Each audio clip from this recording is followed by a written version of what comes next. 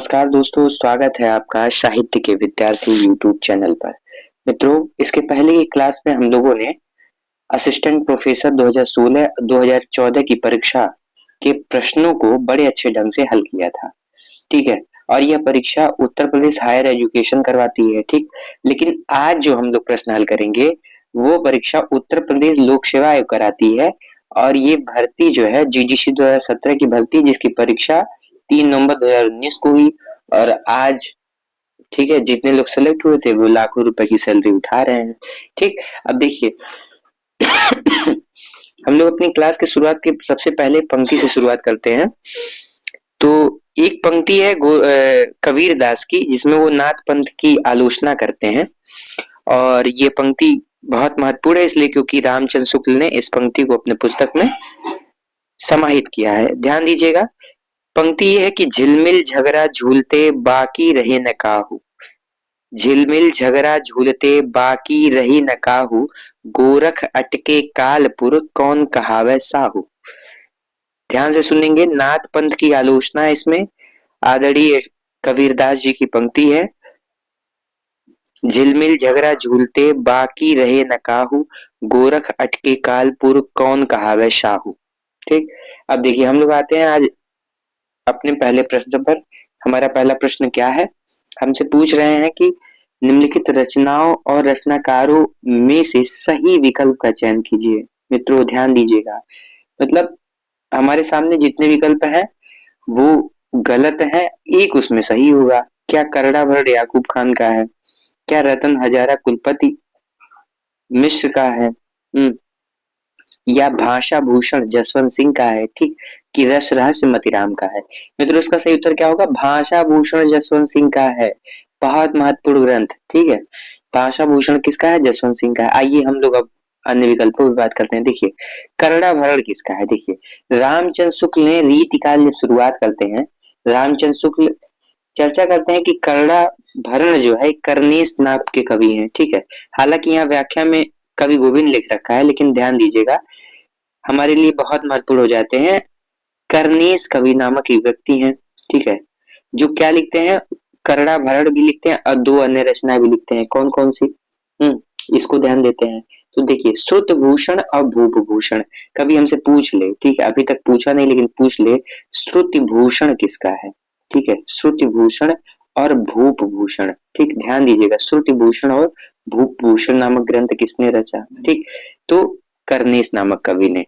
रामचंद्र शुक्ल ने रीतिकाल के सामान्य प्रकरण में, ठीक है, सामान्य प्रकरण में एक और कवि के रचना का उल्लेख किया, उसे भी देख लेते हैं। ठीक है, तो किसका उल्लेख किया?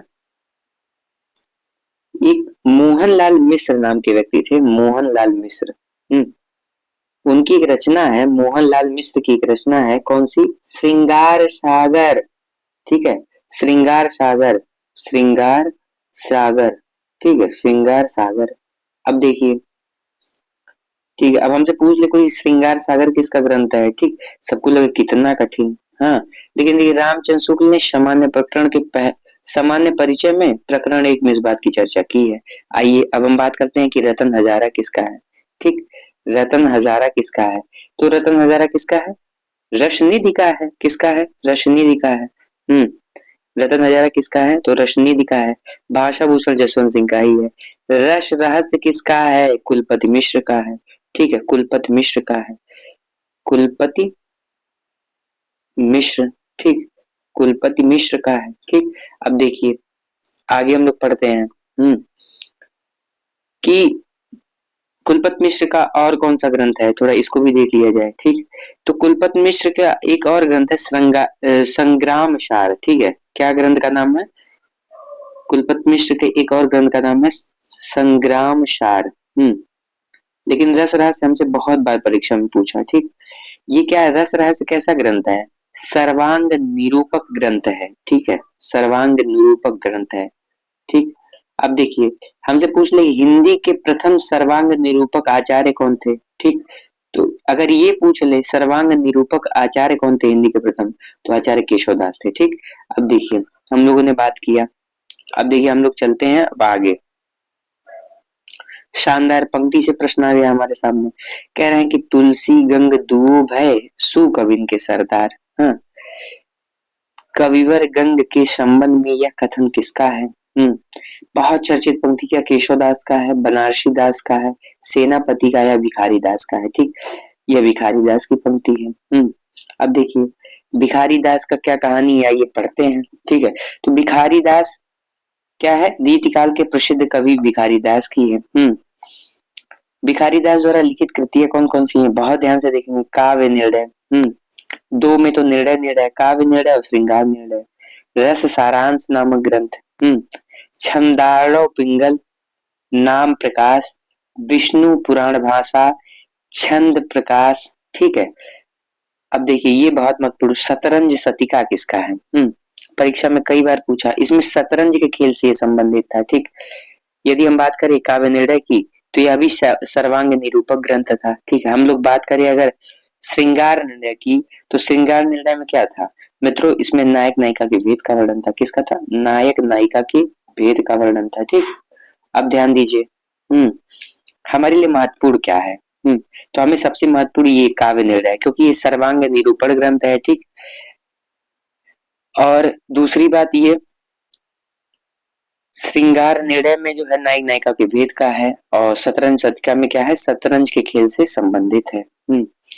अब अमर प्रकाश क्या है? ठीक है, क्या देखिए ये संस्कृत में ग्रंथ अमर कोश, उसी का ये पदबद्ध अनुवाद था। ठीक, स्पष्ट है। अब देखिए और बात कर लेते हैं, छंदाड़ो पिंगल में क्या है? तो इसमें जो है छंद, ठीक है, छंद से संबंधित है, इसमें छंद विवेचन संबंधी ग्रंथ है। इतनी पहली बार इतने जो है विस्तार से इसमें छंद का चर्चा हुआ किसी ने किया। अब देखिए रस सारांश क्या है? नाम से स्पष्ट है, इसमें रस का वर्णन है। क्या? रस विवेचन संबंधी ये ग्रंथ है और रसों के भेदों भेद पर वर्णन किया गया। ध्यान दीजिए इनका और ग्रंथ है शब्द नाम। ठीक है, क्या? शब्द नाम कोश। शब्द नाम प्रकाश कोश करके है, शब्द नाम प्रकाश कोश। ठीक है, यह जो है 1738 में है। ये क्या है? कोश ग्रंथ है, 1738 में कोश ग्रंथ है। ठीक, अब देखिए हम लोग आते हैं अपने अगले विकल्प प्रश्न पर। बहुत शानदार ढंग से एकदम यही याद करके चलेंगे। ठीक, अब देखिए हमसे पूछ रहे हैं क्या कि बीती विभावरी जागरी, बीती विभावरी जागरी, अंबर पनघट में डुबा रही, तारा घट उषा नागरी। ठीक, इस उदाहरण में प्रयुक्त अलंकार है क्या? उपमा अलंकार है, उत्प्रेक्षा है, रूपक है, दृष्टांत है। ठीक, तो देखिए इसमें क्या है? रूपक है। क्यों? अब जैसे ये देखिए तारा घट लिखा है ना, तारा घट। यहाँ ध्यान दीजिए, उषा नागरी, इसका क्या अर्थ हुआ? तो इसका या तो ये हुआ उषा नागरी तारा घट, मतलब समझ रहे हैं, उषा रूपी स्त्री, तारा रूपी घड़े। ठीक है, जब उपमेय का उपमान में क्या हो? आरोप हो। हम्म, आरोप हो, भेद रहित आरोप लगे तो वहां पे रूपक अलंकार होगा। ठीक है, अब हम लोग जान लिए पंक्ति किसकी है, तो ये प्रसाद जी की पंक्ति है। हमारे मन में जरूर आएगा ये किसकी पंक्ति, मतलब किस रचना से है। ठीक है, क्या ये कामायनी से है? नहीं, यह लहर से है। ठीक, कभी ऐसे ही पूछ ले कि ठीक है प्रसाद जी की ये पंक्ति है, बीती बिहारी जागरी, अम्बत पंकज में डुबा रही, तारा घटुसा नागरी, ये किस रचना से है? कभी ऐसे भी प्रश्न बन सकता है। ठीक, अब देखिए इस उद्धरण में कवि मानवीकरण के द्वारा उषा रूपी सुंदर नायिका का चित्रण किया है। नायिका को जगाते हुए कवि कहते हैं, रे सखी रात बीत चुकी है, प्रभात हो गया है, अब तू जाग जा। देखो उषा रूपी स्त्री तारा रूपी घड़े को लेकर आकाश रूपी पनघट में डुबा रही है।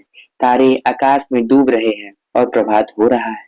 इस प्रकार कवि ने उषा के आगमन से अंधकार के तिरोहित हो जाने तथा तारों को प्रकाश में विलीन होने की क्रिया को रमणी घट के घट और पनघट के रूप से प्रकट किया है। अब देखिए हम लोग के सामने क्या है, अगला प्रश्न है, शानदार प्रश्न एकदम, हाँ मजा आने वाला है। देखिए सखी संप्रदाय का प्रवर्तन किसके द्वारा हुआ? क्या स्वामी हरिदास के द्वारा हुआ, श्री भट्ट के द्वारा हुआ, हित हरिवंश के द्वारा हुआ, इनमें से कोई नहीं? मित्रों सखी संप्रदाय स्वामी हरिदास। ठीक है, स्वामी हरिदास का क्या है? सखी संप्रदाय है। ठीक, अब देखिए हित हरिवंश जी, तो ये ध्यान रखिए क्या कि राधा वल्लभ संप्रदाय, ठीक है, राधा वल्लभ संप्रदाय के थे, ठीक।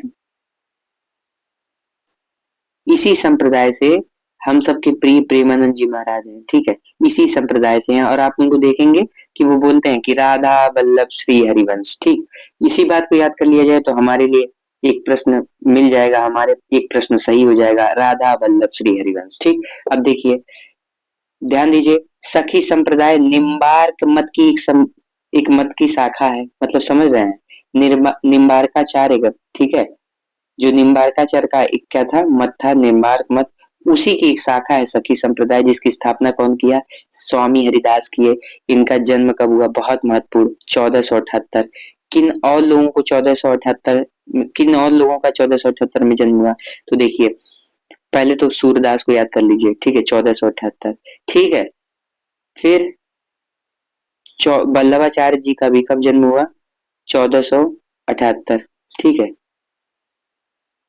अब देखिए, कह रहे हैं कि इसे हरिदास संप्रदाय भी कहते हैं। इस संप्रदाय में भगवान श्री कृष्ण की उपासना सर्वोभाव से की जाती है, अर्थात इसमें भक्त अपने आप को श्री कृष्ण की सखी मानकर उनकी सेवा तथा उपासना करता है, ठीक। और राधा वल्लभ में क्या होता है, राधा वल्लभ में राधा जी को सब कुछ माना जाता है, गुरु के रूप में देखा जाता है, जबकि हित हरिवंश राधा वल्लभ संप्रदाय के प्रवर्तक हैं, ठीक है। और इन्होंने कब प्रवर्तन किया, 1534 ईस्वी में प्रवर्तन किया राधा वल्लभ संप्रदाय का, 1534 ईस्वी में, ठीक। अब आइए हम लोग देखते हैं अगले प्रश्न को, शानदार प्रश्न। हम्म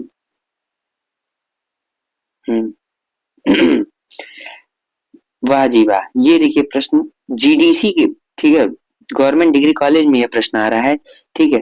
और देखिए प्रश्न प्रश्न बहुत कठिन नहीं है, लेकिन अगर इसको आप गलत कर दिए तो बाहर, इसको गलत कर दिए तो बाहर, कैसे, कह रहे हैं बिहारी को किस श्रेणी के रीत कवियों में माना जाता है, क्या बिहारी रीत मुक्त कवि हैं, रीतिबद्ध कवि हैं, या रीत सिद्ध कवि हैं, या रीत क्रमित कवि हैं, ठीक है। ये तो पहले ही बाहर हो गए, ठीक है, रे से पहले ही बाहर हो गए। अब देखिए, बिहारी रीत सिद्ध कवि थे मित्रों, रीत सिद्ध कवि थे, क्या थे, रीत सिद्ध कवि थे। बिहारी सस्सई इनकी रचना है, जिसमें 719 दोहे हैं, ठीक है, 719 दोहे हैं। अब देखिए, आचार्य विश्वनाथ प्रसाद मिश्र ने रीतिकाल लीन कवियों को 3 श्रेणियों में विभाजित किया है, मित्रों देखिए कितना महत्वपूर्ण। अब जैसे हमसे पूछ ले कि रीतिकाल को 3 श्रेणियों में, जो रीत सिद्ध, रीत मुक्त, रीत बद्ध, हम लोग दिन भर चिल्लाते रहते हैं, इसे किसने विभाजित किया, ऐसे प्रश्न आ जाए, ठीक है, तो आप कहेंगे बिहारी ने, सेनापति ने, बेनी, कृष्ण कवि, रश्मि, पजनीस, ये रीत सिद्ध कवि हैं, ठीक। रीति मुक्त कवि की यदि बात करें, देखिए इसमें बृंद भी है, वही यमक सही वाले, ठीक है, बृंद कवि। और कौन है, इसी में देखिए नृप शंभु नाम से थे, वो भी यही थे, सिद्ध थे, नृप शंभु। अब देखिए हम लोग देखें कि रीति मुक्त में कौन है, घनानंद जी है, आलम है, शेख है, बोधा, इनका मूल नाम बुद्धिशेन था, ठाकुर, बुंदेलखंडी, ठीक। दुष्देव भी इसी में आते हैं। अब ध्यान दीजिए, रीतिबद्ध कवि में कौन है, केशव, चिंतामणि, मतिराम, देव, रसलीन, भूषण, कुलपति मिश्र, भिखारी दास और दुल्ह कवि। कौन कवि, दुल्ह कवि। दुल्ह कवि की रचना बहुत बार परीक्षा में पूछी गई, कविकुल कंठावरण, कविकुल कंठाभरण, ठीक है, हमसे पूछ ले कविकुल कंठाभरण किसकी रचना है, तो हम बता देंगे दुल्ह कवि की है, ठीक, दुल्ह कवि की है। अब ध्यान दीजिए, हमारे सामने अगला प्रश्न है, शानदार प्रश्न, जीडीसी 2017 का प्रश्न, ठीक है। ये एक प्रश्न आपको प्रोफेसर भी बना सकता है, ध्यान देंगे हम लोग, एकदम बहुत अच्छे ढंग से देखेंगे, एकदम तैयार करते हुए चलेंगे, क्या है, ठीक है, उत्साह कम नहीं होना चाहिए, ठीक। अब देखिए, कह रहे हैं कि तुलसी, बिहारी, मतिराम और वृंद आदि कवियों की 7 सत्सइयों का संकलन सतशई सप्तक में हुआ, इस सतसई सप्तक के संकलन करता कौन थे, ठीक है।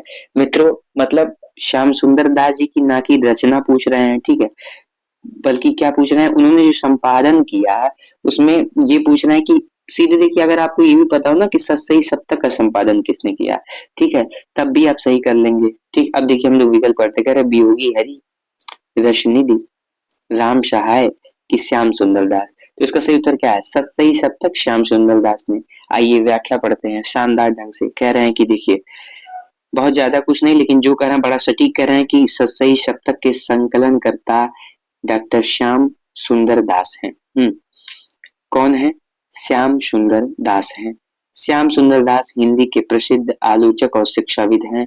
उन्होंने राम नारायण मिश्र और शिव कुमार सिंह के साथ मिलकर 1893 में नागरिक प्रचारी सभा की स्थापना की। ठीक है, अब देखिए ये प्रश्न कई बार परीक्षा में है, ठीक है, कि नागरिक प्रचारी सभा के संस्थापक सदस्यों में कौन तीन लोग थे? तो हम लोगों ने पढ़ा था एक बार, ठीक, आरएसएस, ठीक है, राम नारायण मिश्र, ठीक, श्याम सुंदर दास, ठाकुर शिव कुमार सिंह। ठीक है, अब देखिए कब स्थापना हुई नागरिक प्रचारी को? ये एक बार नहीं कई बार प्रश्न आया, ठीक है। 1893 में उन्होंने अनेक ग्रंथों की रचना की जिसका विवरण इस प्रकार है, ठीक है। अब देखिए कौन कौन से ग्रंथों की रचना की, यह भी परीक्षा में कई बार आ चुका है। हिंदी कोविद रत्नमाला, ठीक है, कई बार पूछा जा चुका है, भाग 1 भाग 2, ठीक है। 1909 से 15 तक किसका है? इन्हीं का है। साहित्यालोचन, ध्यान दीजिएगा, दो मिलती जुलती रचना है। साहित्यालोचन, ठीक है, किसका है? श्याम सुंदर दास का है। लेकिन हम बात करें साहित्यानुशीलन पूछ ले, ठीक है, नुशीलन है, और ये तालव्य विषय वाला। जब तालव्य विषय वाला पूछ ले तो तालव्य विषय वाले इसके लेखक भी हैं कौन? शिवदान सिंह चौहान। ध्यान दीजिएगा बारीकी एकदम, शिवदान सिंह चौहान जी। साहित्य अनुशीलन। भाषा विज्ञान, अब आपसे पूछ ले भाषा विज्ञान नामक ग्रंथ का लेखक कौन है, ठीक है, तो कौन है? स्पष्ट हुआ कौन है? श्याम सुंदर दास है। हिंदी भाषा का विकास, ठीक है, गज कुसुमावली, भारतेंदु हरिश्चंद्र, हिंदी भाषा और साहित्य, ठीक है, हिंदी भाषा और साहित्य, गोस्वामी तुलसीदास, रूपक रहस्य, भाषा रहस्य, बहुत महत्वपूर्ण, हिंदी गद्य के निर्माता 1940 से 41, मेरी आत्म कहानी, हिंदी की प्रथम पूर्ण आत्मकथा, ठीक है, श्याम सुंदर दास का 1941 में, यह भी परीक्षा में आ चुका है। ध्यान दीजिए संपादित ग्रंथ, मतलब इनके संपादित ग्रंथों से प्रश्न आए हैं तो हमारे लिए संपादित ग्रंथ जो है बहुत महत्वपूर्ण हो जाते हैं। तो हम लोग ध्यान देंगे, कह रहे चंदावती अथवा नाचिकेत उपाख्यान कभी प्रश्न बन जाए, ठीक है, कभी प्रश्न बन जाए नाचिकेत उपाख्यान के लेखक कौन है? तो सदल मिश्र हैं। ठीक है, सदल मिश्र हैं। लेकिन रामचंद्र शुक्ल ने, ठीक है, शुरुआत में एक नाचिकेतोपाख्यान की चर्चा की, नाचिकेतोपाख्यान, हाँ, और उसका लेखक जो है अज्ञात बताया, ठीक है, क्या अज्ञात, मतलब अज्ञात कवि का है, नाम है नहीं ज्ञात है किसका है, ठीक।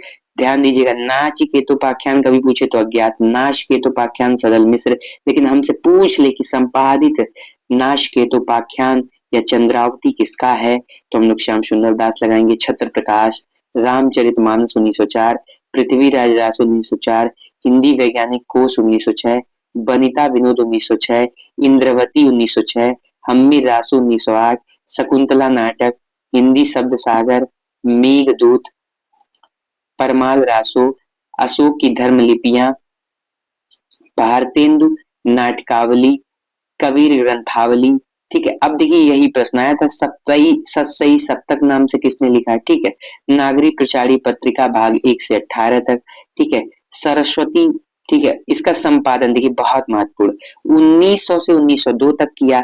महावीर प्रसाद द्विवेदी जी 1903 से 1920 तक किया। और यह जो महावीर प्रसाद द्विवेदी जी वाला है, यह परीक्षा में लगभग मुझे लगता है कि नौकरी वाली परीक्षा में 5 से अधिक बार आ चुका है, ठीक है, यूपी के पैटर्न की बात कर रहा हूँ। अब ध्यान दीजिए अगला प्रश्न हमारे लिए बड़ा शानदार प्रश्न होने वाला है। हमसे पूछ रहे हैं क्या कि हमें बता दीजिए कि देव माने जाते हैं, क्या देव रसवादी आचार्य हैं, ठीक है, हमसे पूछ रहे हैं क्या देव रसवादी आचार्य हैं, देव अलंकारवादी आचार्य हैं, ठीक है, कि देव रीतिवादी आचार्य हैं कि वक्रोक्तिवादी आचार्य हैं, ठीक। तो देखिए देव क्या है, देव जो है रसवादी आचार्य है, ठीक है। अब कैसे आपको पता चला कि भैया रसवादी आचार्य ही है? तो ध्यान दीजिए इससे तो भाई, अब जैसे इनका भाव विलास है, अगर हम देखें भाव विलास, ठीक है, इन्हीं का ग्रंथ है। इसमें इन्होंने क्या किया, रस अलंकार नायिका भेद निरूपण किया, ठीक है, रस का किया मतलब रसवादी है। अभी बात नहीं समझ में आई तो सुनिए, सुख सागर तरंग था, ठीक है, सुख सागर तरंग की बात करें, देखिए सुख सागर सदा सुखलाल नियाज, लेकिन तरंग वहीं जुड़ जाए तो जान लीजिए तरंग आपके अंदर भी पैदा कर देगा अगर गलत हुआ। क्या देव का है? इसमें यदि हम बात करें, इसमें इन्होंने क्या वर्णन किया, ठीक है, तो इसमें इन्होंने श्रृंगार रस, नायक नायिका भेद से संबद्ध है, कवित्व सवैयों का संग्रह किया। ठीक है, तो आ गया ना फिर श्रृंगार रस। बात समझिए, श्रृंगार रस की बात कर रहा था मैं रस की ही बात कर रहा था, रसवादी आचार्य हैं। ठीक, आइए हम लोग देख लेते हैं कि इन्होंने रचना क्या क्या किया। देव कवि की रचना कौन कौन सी है। ठीक है, अब देखिए, सबसे पहले तो हम लोग भाव विलास से ही कहानी शुरू करेंगे अपना। भाव विलास, ठीक है, जगह है हम लोग देख लेते हैं बढ़िया से। ठीक, भाव विलास, ठीक है, अष्टयाम। अष्टयाम किसका है, इनका भी अष्टयाम। अब देखिए, जाति विलास, हाँ, जाति विलास भी किसका है, इन्हीं का है। प्रेम चंद्रिका, कई बार परीक्षाओं में आया कि प्रेम चंद्रिका किसका है, देव का ही है। ठीक, ये कई बार आया है कि शब्द रसायन या काव्य रसायन भी इसी को कहते हैं, शब्द रसायन। ठीक है, या इसी को कहते हैं काव्य रसायन। इसमें क्या था, इसमें जो है शब्द शक्ति, काव्य रूप, नायक नायिका भेद, रस अलंकार सबका विवेचन है। ठीक, एक ग्रंथ इनका सुख सागर तरंग। पेन लेके बैठे हो, लिखते रहिए, सुख सागर, सागर तरंग। ठीक, यह भी इन्हीं का है। ठीक, राग रत्नाकर हमसे पूछ ले। ठीक है, देव चरित्र, देव माया प्रपंच, देव शतक। ठीक, और भी इनके कई रचनाएं हैं, जैसे भवानी विलास। ठीक, अच्छा, जो छल नामक 34वां संचारी भाव दिया वो किसमें दिया, तो वो भाव विलास में दिया था। किसमें दिया था, छल नामक जो 34वां, ठीक है, संचारी भाव है, वो भाव विलास में ही दिया था। अब चलिए हम लोग व्याख्या थोड़ा देखते हैं कि व्याख्या में दे क्या रहे हैं। ठीक, तो व्याख्या में दे रहे हैं कि देव, इनका एक नाम देवदत्त है, मूल नाम, रसवादी आचार्य माने जाते हैं। इन्होंने रस क्षेत्र में छल नामक 34वें संचारी भाव की उद्भावना की। देव आचार्य एवं कवि दोनों रूप में है, ध्यान दीजिएगा। और ये जो 34वां संचारी भाव है, ये इन्होंने भाव विलास नामक रचना में प्रतिपादित किया, बताया कि भैया भाव विलास में ही मैं 34वें संचारी भाव की चर्चा करूंगा और आपके परीक्षा में आऊंगा और आप लोग सही करिएगा। उनकी प्रमुख रचनाएं निम्नलिखित हैं, भाव विलास, अष्टयाम, भवानी विलास, ठीक है, प्रेम तरंग।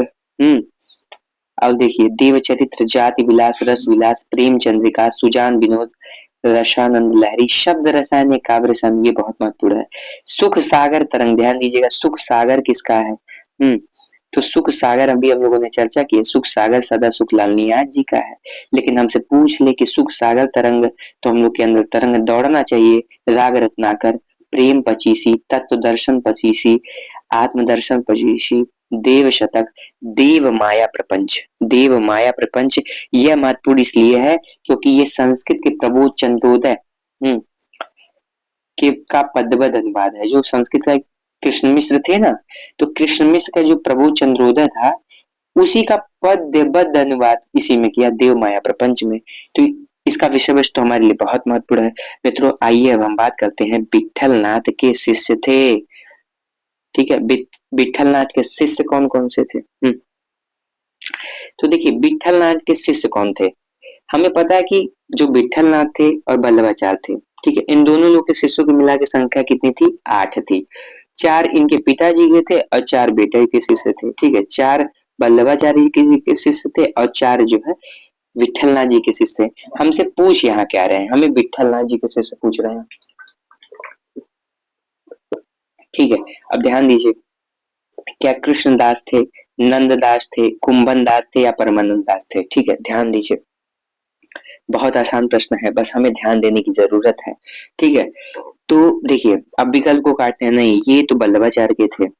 कुंभन दास भी वल्लभाचार्य के थे, परमानंद जी भी वल्लभाचार्य के शिष्य, नंददास ये किसके शिष्य थे, वल्लभाचार्य के थे। और आचार्य रामचंद्र शुक्ल, देखिए अब आ गई बात आचार्य रामचंद्र शुक्ल की, और बात आनी भी चाहिए क्योंकि कई बार परीक्षा में यह पूछ लिया प्रश्न मित्रों कि आचार्य रामचंद्र शुक्ल ने जो ये वल्लभाचार्य के शिष्य हैं, ठीक है, अष्टाप के कवि हैं, उनमें किसे पहले स्थान पे रखा, किसे बाद के स्थान पे रखा। ठीक है, ऐसे प्रश्न तक आ गए हैं, तो हम लोग ध्यान देंगे। आचार्य रामचंद्र शुक्ल आज क्लियर करके ही जाएंगे। देखिए, पहली बात तो हमें उत्तर अपना मिल गया कि नंददास जो है विठलनाथ के शिष्य थे। अब हम लोग कुछ एक्स्ट्रा बात कर ले शुक्ल जी के आधार पे। शुक्ल जी देखिए सूर्यदास को पहले महत्व देते हैं। ठीक है, देखिए खूब ढेर सारी बातें सूर्यदास पे की है कि साहित्य परंपरा जो है अपनी वंश परंपरा साहित्य लहरी में दी है। ठीक है, और ठीक है, उम्र की बात की है कि इन्होंने उम्र पर भी बात किया है कि जो है 67 वर्ष यह जिए। ठीक है, और 67 वर्ष, ये बातें हमें कहाँ से मिलती हैं कि ये 67 वर्ष जिए? ये हम लोगों को, ठीक है, सूर्य सदावली में ये बातें पता चली, ठीक है, कि यह 67 वर्ष जिए। फिर रामचंद्र शुक्ल, देखिए रामचंद्र शुक्ल जो है सूर्य सागर में दृष्टिकूट पद मानते हैं, सूर्य सागर में, हाँ, सूर्य सागर में मानते हैं, ठीक है। सूर्य सागर में, देखिए हमसे पूछे रामचंद्र शुक्ल के अनुसार, ठीक है, क्या नाम है, सूर्यदास के किस रचना में जो है दृष्टिकूट पद मिले, तो सूर्य सागर लगाइएगा। लेकिन हमसे पूछ ले कि सर्वमान्य मत, ठीक है, उसमें कुछ ना दे, क्या कि विद्वानों के अनुसार किसमें जो है दृष्टिकूट पद है, तो हमें क्या लगाना है, साहित्य लहरी लगाना है। कितने दृष्टिकूट पद, 118। दृष्टिकूट का क्या अर्थ है, तो शब्दार्थ चमत्कृत पद, ठीक है, शब्दार्थ चमत्कृत पद मतलब दृष्टिकूट पद, ठीक है। अब ध्यान देंगे हम लोग बात कर रहे थे कि रामचंद्र शुक्ल ने किसका पहले उल्लेख किया, किसका बाद में, तो ध्यान दीजिए। सबसे पहले देखिए एक लंबी चर्चा सूरदास पे किए हैं, अष्टाप में अगर हम बात करें तो सूरदास पे पहले नंबर पे, ठीक, लंबी बातचीत। फिर इन्होंने देखिए अष्टाप में सूरदास के बाद स्थान आता है नंददास का, शुक्ल के अनुसार बातें चल रही हैं। तीसरे स्थान पे कौन आ गया, ठीक है, अब रामचंद्र शुक्ल जिसे तीसरे स्थान पे रखे होंगे वही तीसरे स्थान पे आएगा, हम आप तो आ नहीं सकते, तो ध्यान दीजिए कृष्णदास, हाँ, कृष्णदास तीसरे स्थान पे आ गए। पुनः रिवीजन करेंगे, सूरदास पहले स्थान पे, नंददास दूसरे स्थान पे रखा है शुक्ल जी ने, कृष्णदास को तीसरे स्थान पे रखा है, ठीक है। चौथे स्थान पे परमानंद दास जी को रखा है एकदम अंतिम में, ठीक है, परमानंद दास जी का। ये तो क्रम हो गया आपका वल्लभाचार्य जी के शिष्यों का क्रम। अब देखिए उसके बाद किसे रखा, अब देखिए नंददास जो विठलनाथ जी के शिष्य थे, लेकिन सूरदास के बाद स्थान रखा है इनका। अब देखिए उसके बाद ध्यान दीजिए कुंभन दास जी जो सबसे बड़े कवि हैं, ठीक है, इन्हीं के लड़के थे चतुर्भुज दास जी, इनको रखा 5वें स्थान पे, ठीक है। 6वें स्थान पे चतुर्भुज दास को रखा, मतलब पहले पिता को रखा फिर उनके पुत्र को 6वें स्थान पे, ठीक है, कुंभदास जी को 5वें स्थान पे, ठीक। अब उन्हीं के बाद जो है किसे रख दिया, अपने पुत्र, मतलब उनके पुत्र को, चतुर्भुज दास जी को। अब देखिए 7वें स्थान पे रखा छीत स्वामी जी को, छीत स्वामी जी को। यह क्रम बिहार की परीक्षा में पूछा गया है, नेट में भी आया है कि रामचंद्र शुक्ल ने किस क्रम में अष्टाप के कवियों का वर्णन किया है। ध्यान दीजिए 8वें स्थान पे रखा गोविंद स्वामी को, गोविंद जी को सबसे लास्ट में पहुंचा दिया, ठीक है। अब ध्यान दीजिए हम लोगों ने बात कर लिया और ठीक ठाक बात कर लिया इस विषय पे। अब हम लोग देखिए अब व्याख्या पढ़ेंगे और आगे की तरफ रुख करेंगे, ठीक है। देखिए देखिए हमसे पूछ क्या रहा है, निम्नलिखित में से विठल नाथ के शिष्य थे क्या, कृष्णदास थे, नंददास थे, कुंभन दास थे, परमानंद दास थे, ठीक। हमें उत्तर मिला नंददास थे। अब देखिए वल्लभाचार्य के पुष्टि मार्ग के 8 कवियों पर वल्लभाचार्य के पुत्र को स्वामी विठल नाथ ने अपने आशीर्वाद की छाप लाई, जिन्हें अष्टाप के कवि कहा जाता है। इन 8 कवियों में 4 वल्लभाचार्य के शिष्य थे, शेष 4 गोस्वामी विठलनाथ के शिष्य थे, ठीक। वल्लभाचार्य के शिष्य में कुंभन दास, ठीक, परमानंद, सूरदास, परमानंद दास, कृष्णदास। अब आइए हम लोग रिवीजन करते हैं शुक्ल किस स्थान पे किसको रखते हैं, ठीक। नंददास, गोविंद स्वामी, छीत स्वामी, चतुर, इससे क्या हो जाएगा, हमारी तैयारी हो जाएगी पूर्ण, ठीक है। हम लोग शुक्ल के अनुसार इनको आइए क्रम से रखते हैं, आप भी दिमाग चलाते रहिए। सबसे पहले किसे रखा, सूरदास को पहले पे आ गए, नंददास को दूसरे स्थान पे रखा, ठीक है, याद करके लेंगे आज ही, ठीक। तीसरे स्थान पे किसे रखा, तीसरे स्थान पे कृष्णदास को रखा, ठीक है। चौथे स्थान पे किसे रखा, परमानंद दास को रखा। 5वें स्थान पे कुंभन दास को रखा, ठीक। 6वें स्थान पे किसको रखा, तो कुंभन दास के पुत्र को 6वें स्थान पे रख दिया, चतुर्भुज दास को 6वें स्थान पे, ठीक है। छीत स्वामी को 7वें स्थान पे और गोविंद स्वामी को 8वें स्थान पे रखा, ठीक है। मित्रों यह परीक्षा में पूछा जा चुका है कि रामचंद्र शुक्ल के अनुसार अष्टाप की कवियों को व्यवस्थित करिए, ऐसे प्रश्न आ चुके हैं, ठीक है। अब देखिए अनुराग बांसुरी के रचनाकार हैं, ठीक है, क्या मुल्ला दाऊद है, काशिम शाह है, शेख रहीम है कि नूर मोहम्मद है, ठीक है। अब देखिए बड़ा बढ़िया प्रश्न हमसे पूछ रहे हैं कि अनुराग बांसुरी का रचनाकार बता दीजिए, ठीक है। तो इसका सही उत्तर क्या है, नूर मोहम्मद है, ठीक है, नूर मोहम्मद है। कौन है, नूर मोहम्मद है। देखिए एक पंक्ति रामचंद्र शुक्ल ने अपने पुस्तक में, ठीक है, हिंदी साहित्य के इतिहास में चर्चा किया नूर मोहम्मद की, कि हिंदू पग पर पाँव न राख्यो का बहुतो जो हिंदू भाक्यो, ऐसी पंक्ति जो है वो अनुराग बांसुरी में ही है। लेकिन हमसे पूछ ले कि नूर मोहम्मद को उपालंब किस पे सुनने को मिला, ठीक है, कि मुस्लिम होके हिंदू काव्य रचित कर रहे हो, ठीक है, तो उपालंब इंद्रावती पे मिला, ठीक है। अभी सुनिए, बात खत्म नहीं हुई। आचार्य रामचंद्र शुक्ल ने इसी इंद्रावती को सूफी काव्य परंपरा का अंतिम ग्रंथ माना, ठीक है, सूफी काव्य परंपरा का अंतिम ग्रंथ माना। लेकिन अनुराग बांसुरी उसके बाद है, 1164 है, इंद्रावती कब है, 17, सॉरी, अनुराग बांसुरी 1764 है और इंद्रावती 1744 है, ठीक है। लेकिन उसके बाद भी रामचंद्र शुक्ल इंद्रावती को ही सूफी काव्य परंपरा का, हाँ, अंतिम ग्रंथ मानते हैं। आइए अब हम लोग बात करते हैं पंचाध्यायी नाम का ग्रंथ हमें दिखे। रास पंचाध्यायी किसका हो गया, ठीक है सर, नंददास जी का है, ठीक है। इसमें क्या है, श्री कृष्ण के रासलीला का वर्णन है, 5 अध्याय है, ठीक। अब देखिए, रोला छंद में है, पूछा हुआ प्रश्न है। देखिए, लेकिन हमसे पूछा है पंचाध्यायी 1699 शेख रहीम का है, ठीक। अब ध्यान दीजिए, यहाँ मजा आने वाला, चंदायन, ठीक है, ये किसका है, 1379 में मुल्ला दाऊद का है, ठीक। और इसी चंदायन को और मुल्ला दाऊद को सर्वमान्य मत में प्रथम कवि माना जाता है। लेकिन आपसे पूछते कौन विद्वान माना, तो डॉक्टर रामकुमार वर्मा ने माना। अब देखिए, हंस जवाहिर 1736 में कासिम शाह का है। आइए अब हम लोग बात करते हैं अगले प्रश्न पर, शानदार ढंग से बातचीत चलेगी हमारी। हमसे पूछ रहे हैं, ठीक है, हमसे पूछ रहे हैं कि निम्नलिखित में से कौन सी प्रवृत्ति संत काव्य में नहीं है, ठीक है। अब देखिए, अभी तक हो रही थी रटी रटाई बात, अब थोड़े से विचारात्मक प्रश्न, पैटर्न समझिए। केवल रचना से काम नहीं चलने वाला है, पुस्तकों का अध्ययन, उसकी विशेषता, इन सब बातों को भी ध्यान रखना होगा। देखिए, हमारे सामने विकल्प है कि संत काव्य में नहीं है, कौन सी विशेषता नहीं है, कौन सी प्रवृत्ति नहीं है। पहला विकल्प है गुरु की महत्ता, बाह्य आडंबरों का खंडन, रहस्यवादी भावना, वर्ण व्यवस्था का समर्थन, ठीक है। तो मित्रों, हम देखते हैं कि गुरु की महत्ता तो है भैया, रहस्यवादी भावना भी है, बाह्य आडंबरों का खंडन, कबीर को देखिए, कबीर कितना जो है कि कहते हैं बकरी पाती खात है ताकि कारी खाए, जो नर बकरी खाते है ताकि कौन हवा, ठीक है। मतलब बाह्य आडंबरों का खंडन करते हैं।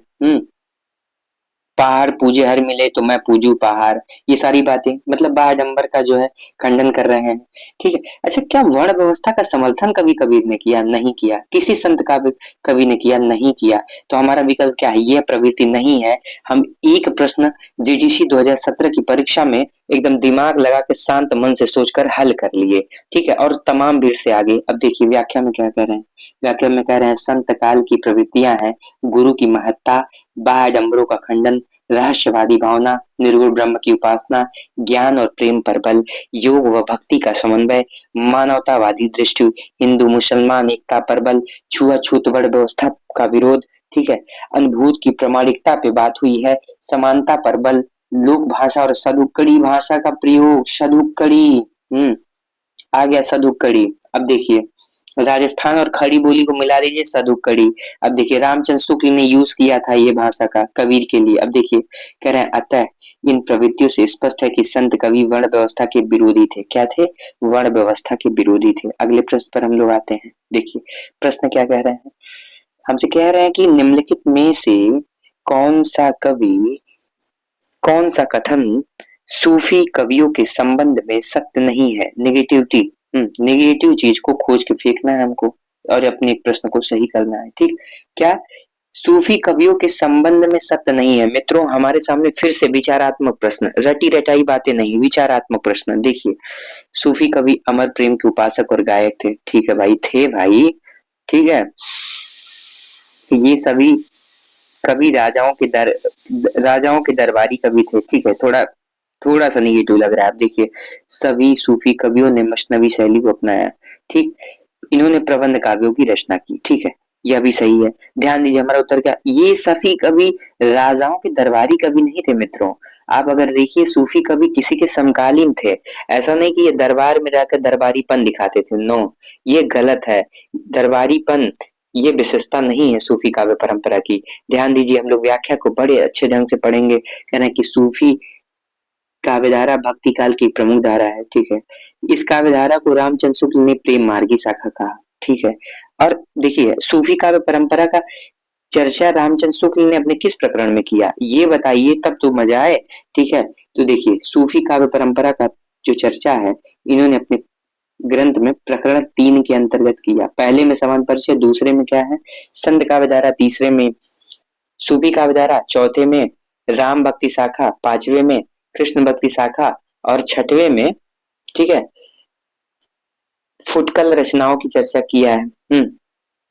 अब ध्यान दीजिए, कह रहे हैं कि सूफी कवि अमर प्रेम के उपासक और गायक थे। ठीक है, उन्होंने ईश्वर को नारी प्रेम का, अब यहाँ पे बड़ा प्रश्न है, देखिए ईश्वर को नारी के रूप में देख रहे हैं, ठीक है, प्रेमिका के रूप में देख रहे हैं, ठीक है, और जीवात्मा को पुरुष के रूप में, ठीक है, प्रेमी क्या है जीवात्मा, साधक को पुरुष के रूप में, प्रेमी के रूप में, ईश्वर को मान ले रहे हैं प्रेमिका, ठीक, कह रहे हैं रूप में कल्पित किया है। उनका मत है लौकिक प्रेम के माध्यम से अलौकिक प्रेम की प्राप्ति संभव। यह प्रश्न आ चुका है कि लौकिक प्रेम के माध्यम से अलौकिक प्रेम की प्राप्ति, ठीक है, किन कवियों ने किया, तो सूफी कवियों ने। इसका मतलब क्या है, इसीलिए उन्होंने इश्क मजाजी, मतलब समझ लौकिक प्रेम से इश्क हकीकी, ठीक है, अलौकिक प्रेम, इसका हकीकी अलौकिक प्रेम को प्राप्त करने पर बल दिया। ठीक है, यह भी बात समझ में आ गई सर। अब देखिए आगे क्या कह रहे हैं, कह रहे हैं कि सभी सूफी कवियों ने मसलवी शैली में प्रबंध काव्यों की रचना की है। ठीक है, स्पष्ट है, कह रहे हैं सूफी, ठीक है, सूफी काव्य धारा के प्रमुख कवि और रचनाएं कौन कौन सी हैं। ठीक, अब देखिए आइए बड़ा शानदार, अब हम लोग बात करते हैं थोड़ी इन सब बातों पे। ठीक है, तो असाइयत का हंसावली है, कब था, 1370 में था। ठीक है, मुल्ला दाऊद का चंद्रायन या लोर कहा, इसी को कहा गया माता प्रसाद गुप्त ने इसके नायक को लोर या लोरिक कहा। ठीक है, अब देखिए 1379 में है ये। ठीक, मधुमालती कब है, 1545 में है। चित्रावली कब है, 1613 में है सर। पद्मावत कब है, 1540 में है। ज्ञानदीप कब है, 1619 में है। रसरतन कब है, 1618 में है। ठीक, और ये रसरत्न किसका है, पोकर कवि का है। ज्ञानदीप शेख नबी का है। पद्मावत अखरावट आखिरी कलाम, ठीक है, आखिरी कलाम बाबर की प्रशंसा, कयामत का वर्णन अखरावट में वर्णमाला के एक एक अक्षरों को आधार बनाकर रचा गया है। ठीक, अब देखिए अब हम लोग आते हैं अगले प्रश्न पर, बहुत शानदार प्रश्न। ठीक है, और शुक्ल जी से एकदम प्रश्न आ चुका है, ध्यान दीजिएगा, नहीं ध्यान देंगे तो बोल्ड हो जाएंगे। अब देखिए कह रहे हैं हमसे प्रश्न में कि ये ब्रजभाषा के मदिराम ऐसे कवियों के समकक्ष हैं और कहीं कहीं तो भाषा और भाव के माधुर्य में पद्माकर से तक टक्कर लेते हैं। ठीक है, आचार्य शुक्ल ने यह किस कवि के लिए कहा, मित्रों कथन को समझते हैं। देखिए कह रहे हैं कि ये ब्रजभाषा के मदिराम ऐसे कवियों के समकक्ष हैं। ठीक है, माने एक कवि के विषय में बात कर, आचार्य रामचंद्र शुक्ल का कथन ऐसे ही रहता है कि ये वो उनके इनके ये कवि और सूत्रकार थे। ठीक है, सीधे नहीं बताते हैं कोई बात, घुमा फिरा के बात कहते हैं। आचार्य रामचंद्र शुक्ल की पुस्तक को पढ़ना मतलब आप रीजनिंग हल कर रहे हैं, दिमाग चलाते रहिए नहीं तो कहीं भी धुंध छा जाएगा। अब देखिए कह रहे हैं ये ब्रजभाषा के मतिराम ऐसे कवियों के समकक्ष हैं। ठीक है, मतलब जिस कवि की बात हो रही है वो मतिराम के समकक्ष हैं और कहीं कहीं तो भाषा और भाव के माधुर्य में, ठीक है, जैसे पद्माकर की जो रचनाओं में भाषा और भाव का माधुर्य देखा गया, वैसे इनकी भी रचनाओं का देखा गया। और जब दोनों में देखा गया तो कहीं कहीं ये टक्कर ले ले रहे हैं। ठीक, यह किस कवि के लिए कहा गया है, वेनी प्रवीण के लिए, बोधा के लिए, ग्वाल के लिए, भूषण के लिए। ठीक है, यह देखिए यह बेनी प्रवीण के लिए कहा गया, किसके लिए, बेनी प्रवीण के लिए कहा गया। अब देखिए अगर हम बात करें बेनी प्रवीण के विषय में तो देखिए सबसे पहले लिख क्या रहे हैं, हमसे पूछ कह रहे हैं कि रामचंद्र शुक्ल ने बेनी प्रवीण कवि के लिए कहा है। ठीक है, बेनी प्रवीण के लिए क्या क्या बातें कही, ये सारी बातें कही। ठीक है, और इनका ग्रंथ अभी हम लोग चर्चा कर लेंगे। बेनी प्रवीण रीत काल के प्रमुख कवि हैं। ठीक है, किस धारा में है, ठीक है, तो रीतिबद्ध धारा में है। ठीक, अब देखिए उन्होंने 1817 में नवरस तरंग नाम के ग्रंथ का रचना किया बेनी प्रवीण ने। ठीक है, यह भी सही है। जिसमें नायिका भेद, रस भेद, भाव भेद का निरूपण हुआ है। ठीक है, ये सारी बातें हुई हैं। ठीक, अब देखिए इनके अन्य रचना जान लीजिए, श्रृंगार भूषण नाम की एक रचना थी इनकी, श्रृंगार भूषण नाम की। ठीक, अब देखिए हम लोग आगे विकल्प को पढ़ते हैं। ठीक, प्रश्न बहुत शानदार। हम्म और देखिए कह रहे हैं, इनकी सी विशुद्ध सरस और शक्तिशालिनी ब्रजभा। अब देखिए शुक्ल, आचार्य रामचंद्र शुक्ल की पुस्तक का कितना महत्व है मित्रों।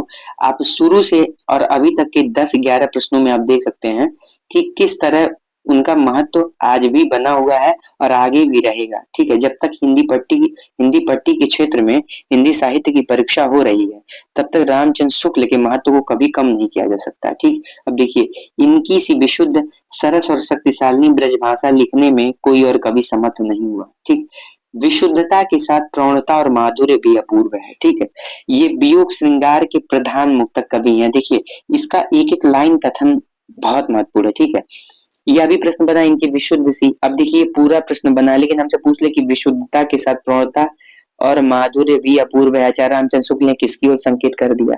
ठीक है, हमसे पूछ ले ये वियोग श्रृंगार के प्रधान मुक्तक कवि है, किसकी ओर संकेत कर दिया। ठीक, कह रहे हैं आचार्य रामचंद्र शुक्ल का उक्त कथन किस कवि के विषय में है। ठीक है, अब देखिए कह रहे हैं देव के, पद्माकर की, घनानंद के, की आलम के। ठीक है, तो घनानंद के सुजान नामक स्त्री के प्रेम में पड़े हुए थे। ठीक है, अब देखिए ध्यान दीजिए, पद्माकर जी रीति मुक्त के हैं, देव किस काव्य के हैं, रीतिबद्ध के हैं, आलम भी रीति मुक्त हैं। ठीक है, अब देखिए हम लोग ध्यान दें, आलम, आलम भाई साहब थे ब्राह्मण। ठीक है, सिख रंगरेजिंग, सिख रंगरेजिंग के, ठीक है, प्यार में पड़े हैं ये, और उसके बाद हो गए मुसलमान। ठीक, अब ध्यान दीजिए, कभी कभी पूछता है इनकी नायिका, मतलब ये सिख रणरेजिन का आलम से क्या संबंध था, या आलम का किससे संबंध था। ठीक है, ऐसे प्रश्न बनता है। घनन का जी सुजान से। ठीक है, आइए अब हम बात करते हैं किस पे, हम लोग बात करेंगे पद्माकर जी पे। थोड़ी बात तो होनी चाहिए पद्माकर जी पे, क्योंकि बहुत महत्वपूर्ण है पद्माकर जी। ठीक, तो ये जान लीजिए पद्माकर जी का ग्रंथ कौन कौन सा है। तो हमसे कभी पूछ ले क्या, हमसे बताइए हिम्मत बहादुर बिरदावली किसका है। ठीक है, हिम्मत बहादुर बिरुदावली पद्माकर किस काव्यधारा के हैं, रीतिबद्ध के हैं। किसके हैं, रीतिबद्ध के हैं। हमसे पूछे हिम्मत बहादुर बिरुदावली किसका है, पद्माभरण। ठीक है, हमसे पूछे जगत विनोद, हमसे पूछे गंगा लहरी, गंगा लहरी और किसका है, महावीर प्रसाद द्विवेदी का है। ठीक है, गंगा लहरी महावीर प्रसाद द्विवेदी का है, जगन्नाथ दास रत्नाकर का है, और किसका है, हम्म और पद्माकर जी का है। 3 लोगों का पता चल गया, प्रबोध पचासा, प्रताप बिरुदावली। ठीक है, प्रताप सिंह बिरुदावली, ये सारी चीजें हो गई। अब हम लोग जो है आगे के प्रश्नों पर थोड़ा जाएंगे कि भाई और क्या क्या है, व्याख्या में पढ़ेंगे बड़े शानदार ढंग से। देखिए, इसकी व्याख्या तो इतनी महत्वपूर्ण है ना, कि मैं तो कहूंगा पेज और पेन है सामने, लिख डालिए पूरा, बहुत शानदार। क्या कह रहे हैं, देखिए हमसे पूछ रहे हैं और हमको बता रहे हैं क्या,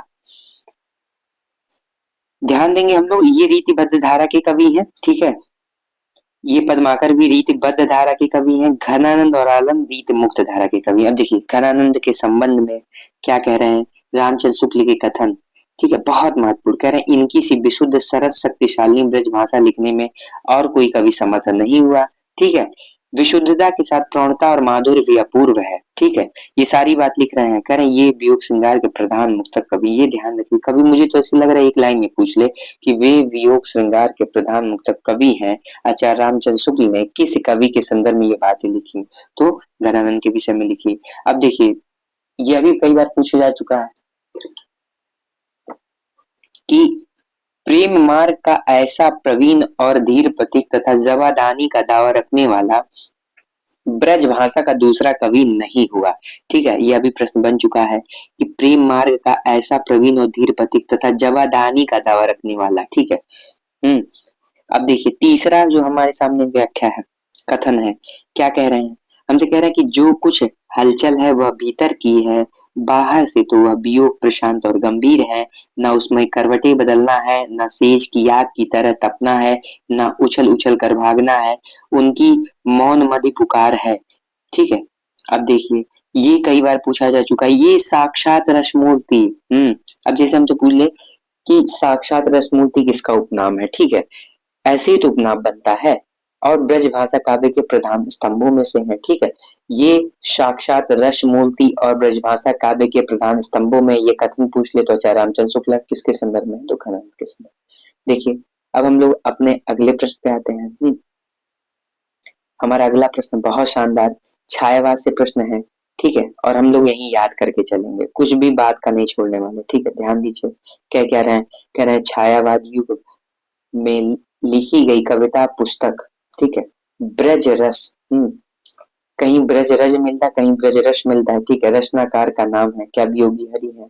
हाँ, क्या राय कृष्णदास हैं। ठीक है, बेढप बनारसी हैं, श्रीनाथ हैं। ठीक है मित्रों, देखिए दो चीजें हैं, एक वियोगी हरि में आप कंफ्यूज हो सकते हैं। ठीक, और एक राय कृष्णदास में कंफ्यूज हो सकते हैं, ध्यान दीजिएगा। ठीक है, तो ब्रज रस है राय कृष्णदास का। ठीक, ब्रज रस किसका है, राय कृष्णदास का है। देखिए ब्रज रज कृष्ण भगवान से संबंधित है कि नहीं। ठीक है, अब वियोगी हरि मत सोच के लगा दीजिएगा। ठीक है, इतना तो आपको करना ही पड़ेगा कि ब्रज रज राय कृष्णदास सुबह शाम तक 3-4 बार 40 बार 50 बार बोलिए, याद हो जाएगा। क्या राय कृष्णदास, ब्रज रज और भावुक। ठीक, अब पूछता कभी कभी किसकी गोपिकाएं भावुक थी, तो सूरदास। किसकी गोपिकाएं तर्कशील थी, हमसे पूछ ले। ठीक है, तो नंददास की गोपिकाएं तर्कशील थी। किसकी जो है गोपिकाएं समाजसेवी थी। तो ऐसे भी प्रश्न पूछता है। अब ध्यान दीजिए वियोगी हरि का क्या है, तो वियोगी हरि का भावना प्रार्थना अंतर्नाद प्रेम शतक। ये ध्यान दीजिएगा, प्रेम शतक किसका है, प्रेम शतक वियोगी हरि का है। ठीक है, वीर ससई भी का है। ध्यान दीजिए असाध्य वीड़ा तो अज्ञेय जी का है, लेकिन असहयोग वीड़ा किसका है, वियोगी हरि जी का है। ध्यान दीजिएगा, बहुत महत्वपूर्ण मिलती जुलती रचना। असाध्य वीड़ा हमसे पूछेगा तो हम क्या लगाएंगे, हम बता देंगे अज्ञेय जी का है, लेकिन असहयोग वीड़ा वियोगी हरि। अब देखिए श्रीनाथ सिंह की चर्चा हुई है, श्रीनाथ सिंह का है उलझन, क्षमा, प्रेम परीक्षा, प्रजामंडल, जागरण, अपहृता आदि। अब ध्यान दीजिए हमसे क्या कह रहे हैं, हमसे कह रहे हैं कि देखिए आज का ये अंतिम प्रश्न होगा। ठीक है, हमसे कह रहे हैं देखिए रीति काल से देखिए ढेर सारे प्रश्न, सूफी काल परंपरा से भी ढेर सारे प्रश्न। ठीक है, अब तक हम लोगों ने देखा कि भक्ति काल और रीति काल से ढेर सारे प्रश्न अभी तक मिले हैं। मतलब 15 प्रश्नों में लगभग 3 से 4 प्रश्न रीति काल के और लगभग 3 से 4 प्रश्न हमें भक्ति काल के। अब देखिए शाह निजामुद्दीन चिश्ती की शिष्य परंपरा में हाजी बाबा के शिष्य थे। ठीक है, अगर आपको पता होगा कि भारत में ठीक है सूफी काव्य लाने का श्रेय अगर किसी को था निजामुद्दीन चिश्ती जी को था। ठीक है, चिश्ती संप्रदाय के थे ये। अब देखिए हाजी बाबा के शिष्य कौन थे। ठीक है, जैसे हम कह रहे हैं आपको हज जाना हो। ठीक है, ध्यान दीजिएगा हाजी बाबा को देखिए हज से जोड़िए, हज जाना है आपको। ठीक है, हज जाने के लिए देखिए आप एरोप्लेन पे बैठेंगे। ठीक है, तो आसमान, ठीक है, आसमान से होते जाएंगे तो कुछ नहीं, हज आसमान। तो हमें अपना प्रोफेसर बनना है, हमको सिलेक्शन लेना है टीसीटी पीजीटी किसी भी परीक्षा में, तो हम क्या हाजी बाबा, हाँ, और उस्मान। ठीक है, हज अगर आसमान तो हाजी जी उस्मान, बात खत्म। ठीक है, याद हो गया, बस हमें याद करना है। ठीक, अब देखिए ठीक है, देखिए पुनः रिवीजन करेंगे, हज कैसे जाएंगे हम लोग, आसमान से जाएंगे, और हाजी बाबा उस्मान, बात खत्म। अगर हम पूछ ले उस्मान कवि की रचना, तो उस्मान का हम बनाएंगे चित्र, मतलब आसमान का बनाएंगे चित्र, चित्रावली कब था, 1613 में था। और जान लीजिए अब देखिए हाजी बाबा उस्मान, शौक शेख मोहम्मद गौश, ठीक है, मंजन जी का है। ठीक, शेख बुरहान, ठीक है, ये कुतुबन जी का है। ठीक है, अब देखिए सैयद मुद्दीन जायसी का भी, कहीं कहीं शेख मोहिदी भी जो है इनके गुरु माने गए। ठीक है, अब ध्यान दीजिए आज हम लोगों ने कुल 15 प्रश्नों को बड़े अच्छे ढंग से देखा, और देखिए अब आने के जो आने वाले वीडियो होंगे उनको मैं बड़ी करूंगा धीरे धीरे। ठीक है, क्योंकि लोगों का ये कहना है कि जल्दी जल्दी इसको समाप्त करवाइए। ठीक है, देखिए मित्रों मैं पूरा प्रयास करूंगा कि ये जो परीक्षा होने वाली है टीजीटी पीजीटी की, उससे पहले मैं आपको यूथ का पूरा सोल्यूशन दे दूं। ठीक है, असिस्टेंट प्रोफेसर का पूरा सोल्यूशन दे दूं, कम से कम। जैसे आप की परीक्षा में जाने से पहले अगर आपका नहीं मन कर रहा है, आप कोई काम कर रहे हैं, तो ये लगा के सुनते रहिए, कम से कम आपका प्रीवियस ईयर रिवीजन होता रहेगा। ठीक है, धन्यवाद मित्रों, और आप लोगों का इतना स्नेह मुझे मिल रहा है इसके लिए भी बहुत ढेर सारा आपको धन्यवाद। जय गुरुदेव।